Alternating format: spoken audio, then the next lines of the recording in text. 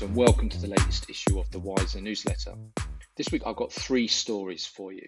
The first is about Apple working on iPhone features to help detect depression and cognitive decline. The second is more news about Amazon's productivity algorithms. And they're more than just an old-fashioned time and motion study. And then there's the interview I had with Lemonade CEO Daniel Schreiber. You can read all about these stories and so much more in the weekly issue of the Wiser newsletter, which you will find at the link here. The weekly newsletter comes out every Friday. Then the paid premium members get additional content on the first and third Tuesday of every month. This additional content is a deep dive into a particular topic, whereas the weekly newsletter covers about a dozen stories from the tech economy. Now, the first story this week is around Apple. Now, the Wall Street Journal reported on Tuesday that Apple is working on technology to help diagnose a range of mental health and cognitive decline conditions. This was a story that caught my eye this week whilst everyone else was looking at the latest iPhone and the latest release of iOS 15. Up until now, most of Apple's focus for health features has been on the Apple Watch, which, by the way, is the number one selling watch of all watches.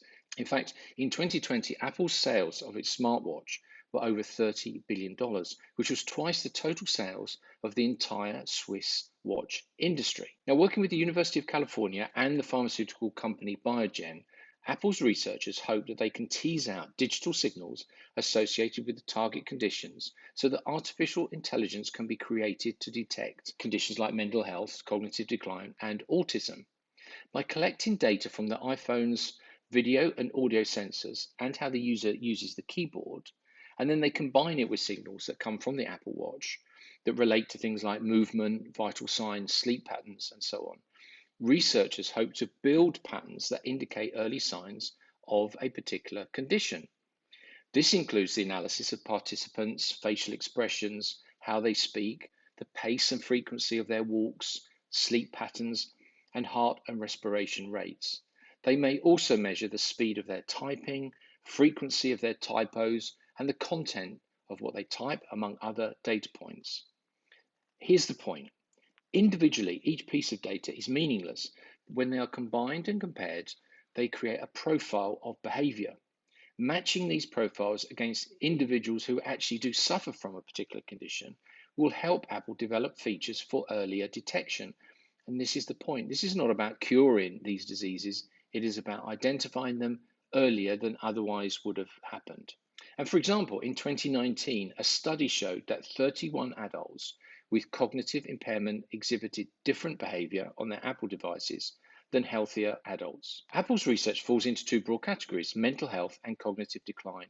And the company wants to leverage the data from an iPhone because it is more sensitive and has a broader range than is available from the Apple Watch. Earlier this year, a research project with Duke University reported a study that showed a smartphone app could detect autism symptoms in toddlers. The researchers created the app to assess the eye gaze patterns of children whilst they watch short, strategically designed movies on an iPhone or an iPad.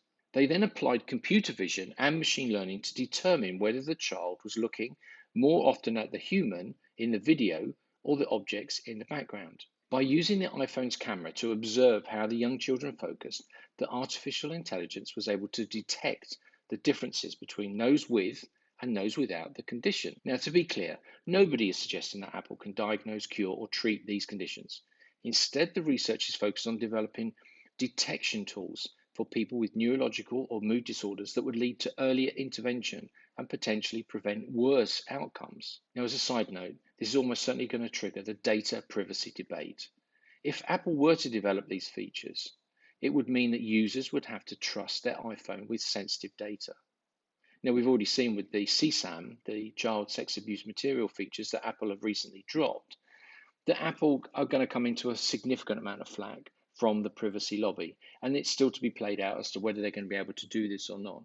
But remember, Apple and their CEO, Tim Cook, has put privacy at the center of its strategic differentiator against the rest of the ad revenue-based businesses. Apple has placed a big bet on their ability to persuade users that they can trust Apple devices more than they can trust anyone else. There's a lot more to come from this. But personally, for me, this is great that any technology can be used that can detect any sign of early onset of any of these conditions, in the same way that you might be having a conversation with someone that you know very well, and you can see that things might be changing or might be different in their behavior. They're just using technology to do the same. Now, the second story this week is around Amazon, and particularly their productivity algorithms that are essentially more than just the old-fashioned time and motion studies. In a 21st century search for improved productivity, tech-enabled surveillance of workers is being used to analyze performance. The credit for this innovation has largely been directed to Amazon and specifically its founder, Jeff Bezos.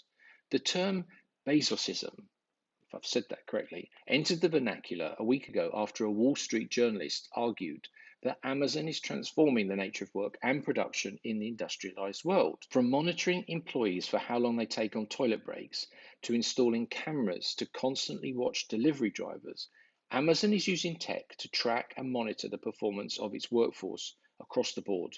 And for workers that miss targets, they are being sent automatic warning notices and in some cases even being dismissed without any human intervention. Earlier this year, Vox reported a long list of examples of gender and racial discrimination in Amazon's AI-driven HR systems. Now, it's no surprise that the practices at Amazon are raising concerns.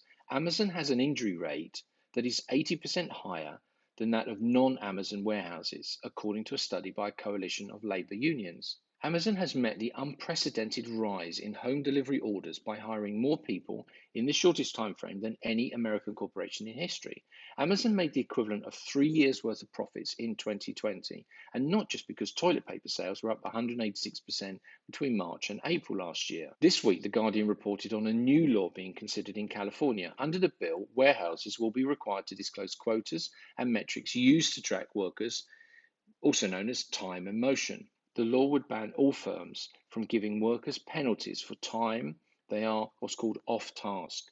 Now, although the bill does not specifically mention Amazon and applies to all warehouse jobs in California, there is little doubt that this is aimed at Amazon. And finally, Lemonade. Now, on Tuesday this week, it was the 5-year anniversary of when Lemonade sold their very first insurance policy. And many of you that have followed me over the years know that I've been a huge fan of Daniel Schreiber and the Lemonade business model. So this week I published an interview that I recorded with Daniel last month. You can find the link in the comment section. Remember, if you've liked this video, hit the subscribe button and head over to the website to see all of the other content that I've been writing for the Wiser newsletter. And for now, I'll leave you with this little clip from the Lemonade interview. That's all for this week. And remember, insight and information gives you leverage. Thanks very much for watching. Could you have imagined 5 years ago that we would be now having this conversation and this is what Lemonade would be described as? Maybe in my wildest imagination, you included that in the range of options that you gave me. This has exceeded our expectations. There's no question. We feel incredibly lucky that things have come together.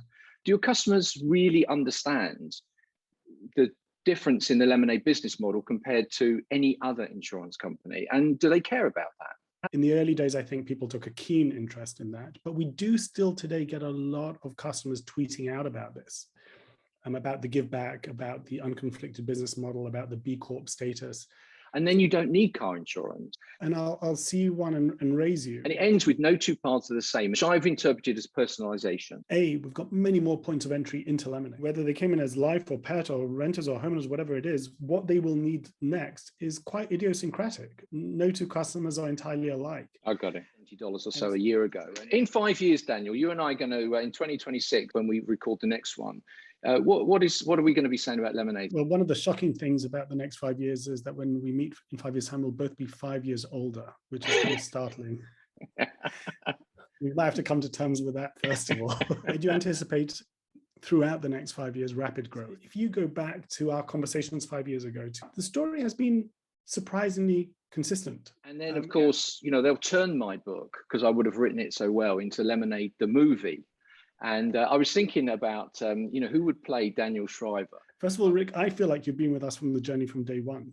The piece that you wrote on the day that we launched, you put your neck on the line and you were unapologetical and bold, and you didn't caveat your story as people often do. And we didn't get to talk about Arsenal at all, which is probably for the best. Which is just as well, Daniel, which is just as well. The season hasn't started for us yet.